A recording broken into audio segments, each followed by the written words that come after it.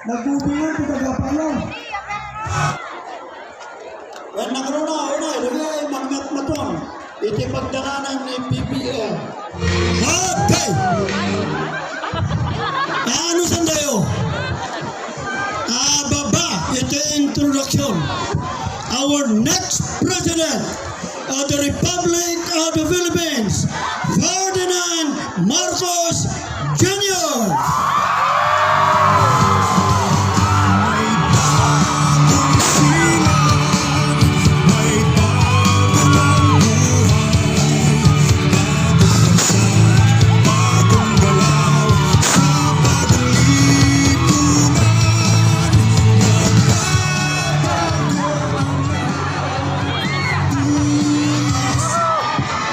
Naimbag na aldaw yung amin na po.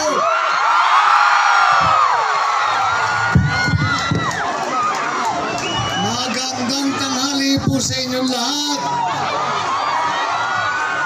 Naman kayo, naumpay.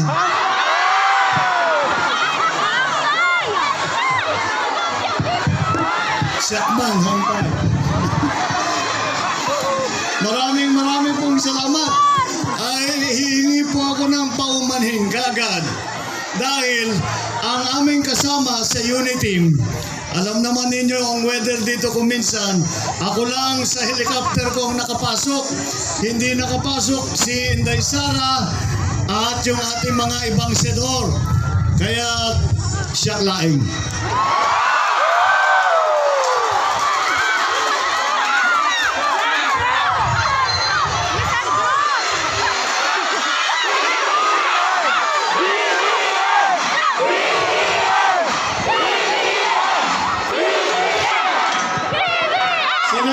Sinabi sa akin, galing po kami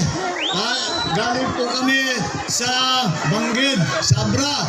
At sabi nila, Kabo, napakainit dito. Sabi nila, pag-akyat ninyo, masarap ang hangin doon, masyadong malamig.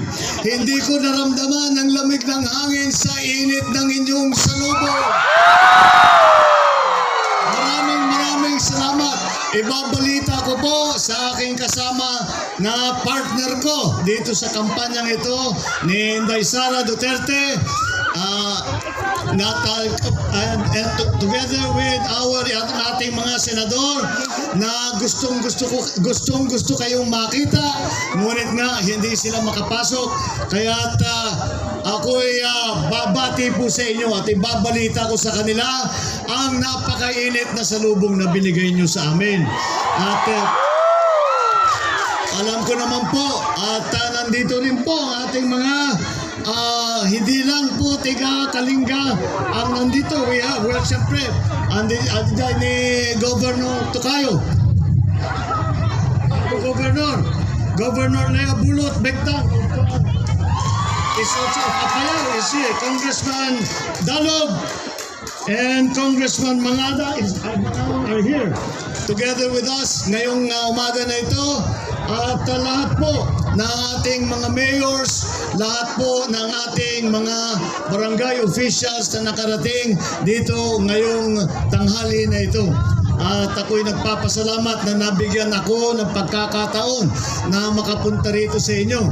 At maraming salamat dahil alam nyo po, ilang beses na po na-postpone itong biyahe na ito. Dahil sa COVID, dahil sa panahon at hindi kami makarating. Ngunit sa wakas ay nakarating na rin ang Uniteam which I represent. At nakarating din dito sa inyo upang ating mapag-usapan ang ating mga plano, ang ating mga kailangan gawin sa darating na panahon, sa dami ng mga problema na hinaharap natin dahil sa krisis ng pandemya, dahil sa krisis ng ekonomiya na dala rin ng pandemya. Kami po sa Uniteam, ito po ay tinawag na Uniteam dahil ang kahulugan po nito ay Unity Team. Dahil ang aming ikot, ang aming mensahe sa Uniteam ay napakasimple lamang. Ang aming mensahe, ang aming adhikain para sa ating bansa ay ang pagkakaisa. Ang pagkakaisa sa aming palagay ay tapat ang aming paniniwala na ito ang unang na dapat hakbang para tayo ay makabangon dito sa problema na kung nasaan tayo ngayon. Alam niyo po, marami po tayong gagawin. Marami po tayong aayusin. Tutulungan po natin ang mga maliliit na negosyante. Aayusin po natin ang agrikultura natin. Aayusin po natin yang nakita natin malaking irrigation na kanal. Dadagdagan natin yan para mas marami. Yan po yung sinimulaan ni Pangulong Duterte na build. Itutuloy po natin yan, pero palalawakin pa natin at ipaplano natin mabuti para yung patubig ay dumating sa lahat ng parte ng Pilipinas hanggang dito sa bundok ng Kalinga. Kailangan po natin pagandahin ang ating educational system.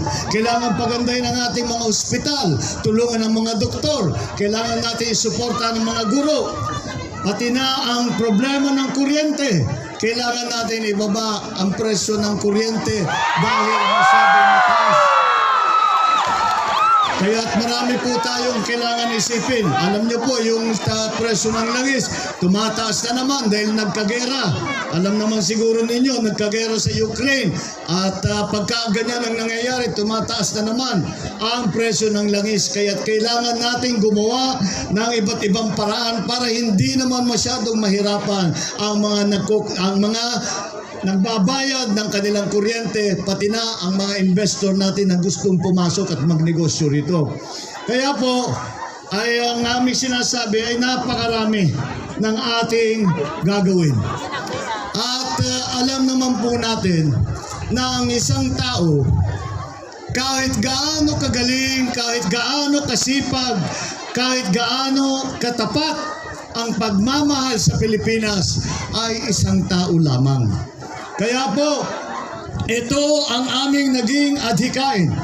Ang adhikain namin ay ang pagkakaisa.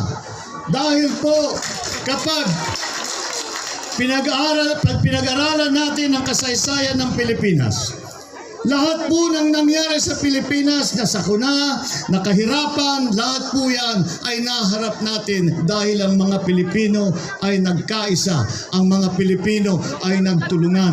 Ang mga Pilipino ay nagmamahal sa isa't isa upang pagandahin ang buhay ng bawat mamamayang Pilipino, upang pagandahin ang ating minamahal na Pilipinas.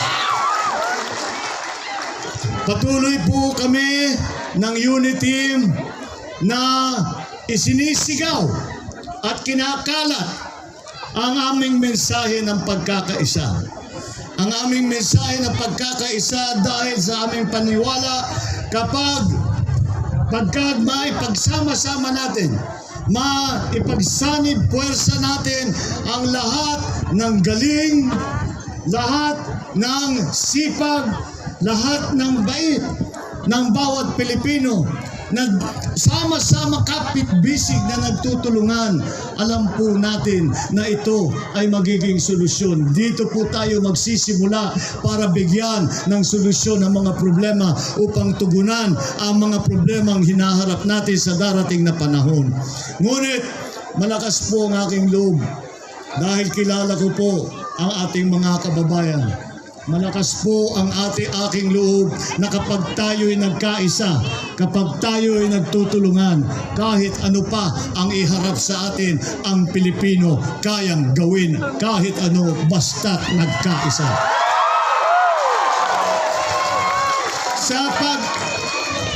Sa pag-iikot-ikot namin at pagsisigaw nitong mensahe na pagkakaisa, alam nyo po ay tanggap naman, mainit ang pagtanggap ng taong bayan dito sa aming adhikain ng pagkakaisa. Hindi siguro tayo dapat magtaka dahil nasa ugali, nasa kultura, nasa puso ng bawat Pilipino ang maging matulungin. Hindi po naman tayo mga Pilipino, hindi naman po tayo mga palaaway.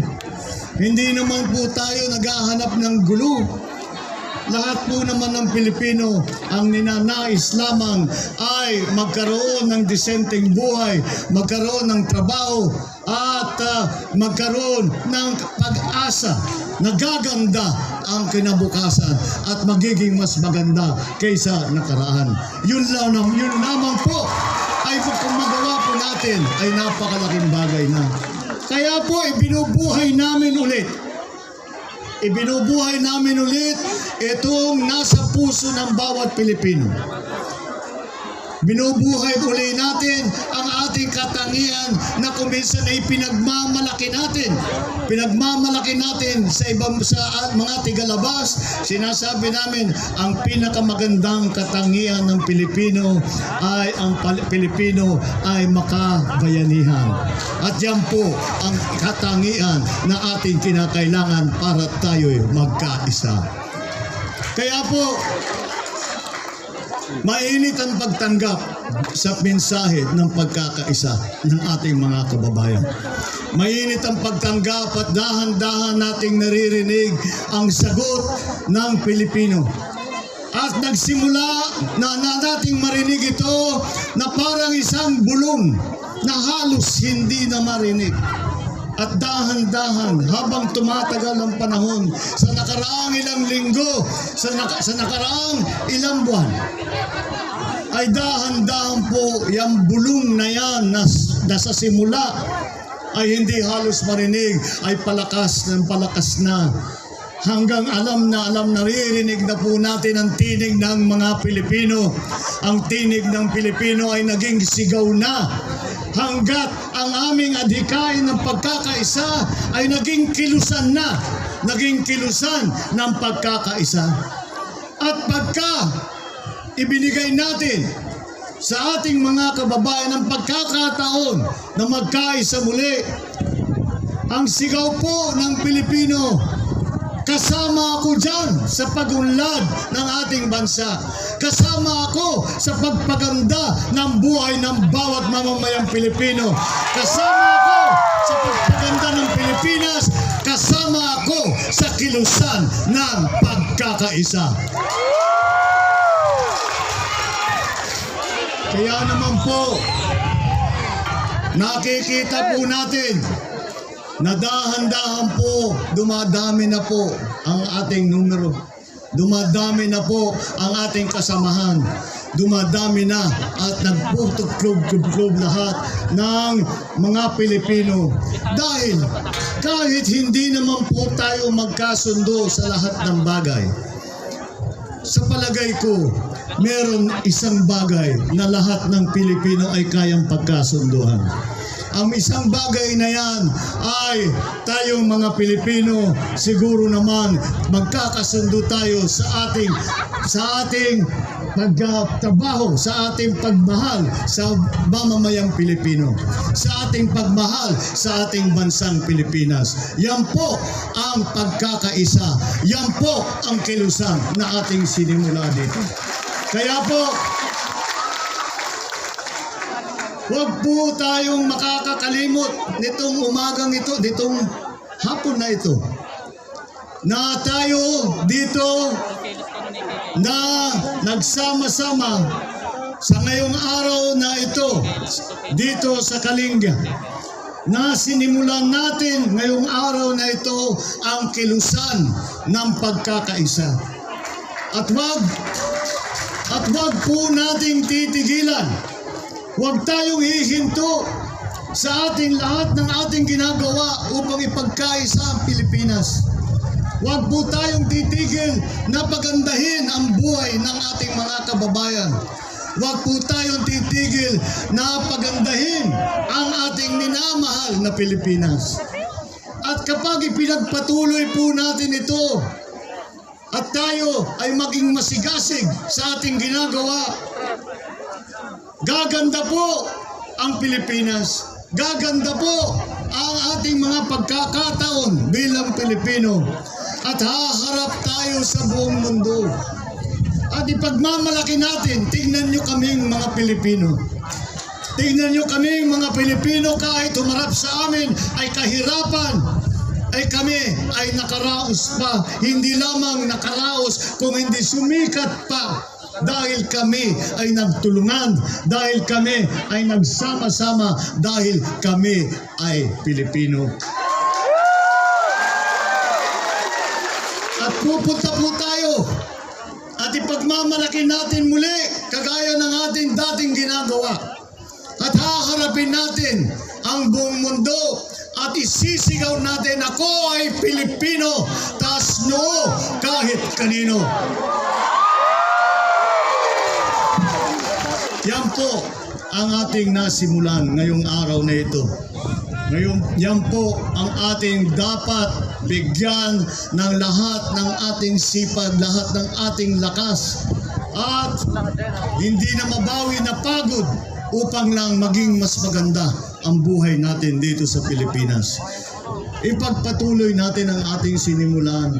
Ilabas po natin ang ugali ng Pilipino, na alam naman natin na ang Pilipino, kapag nakita ang kanyang kapwa Pilipino na naghihirap, ay tutulungan ang kanyang kapwa. Ngunit, at kapag nakita ang isang Pilipino na nadapa, ay ang Pilipino ay ibibigay ang kanyang kamay upang tumulong at magbigay ng kaunting ginhawa.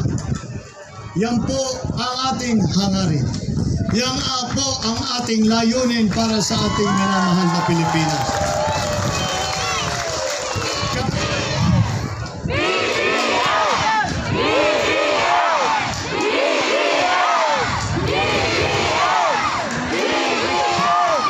Kapag po ay ating nagawa at napaganda natin ang buhay ng ating mga kababayan, na magkaroon ulit ng trabaho ang mga Pilipino, na magkapera ulit sa kanilang bulsa, na mapakain ang kanilang mga pamilya, mapag-aral ang kanilang mga anak, at higit sa lahat, magkaroon ng pag-asa na ang kinabukasan ay magiging mas maliwanag at mas maganda kaysa sa nakaraan na 2 taon.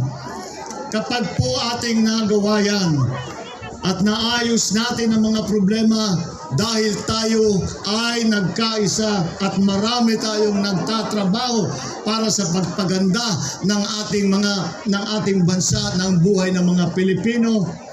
Anong mangyayari po sa Pilipinas? Sama-sama po tayong babangon muli. Maraming salamat po. Just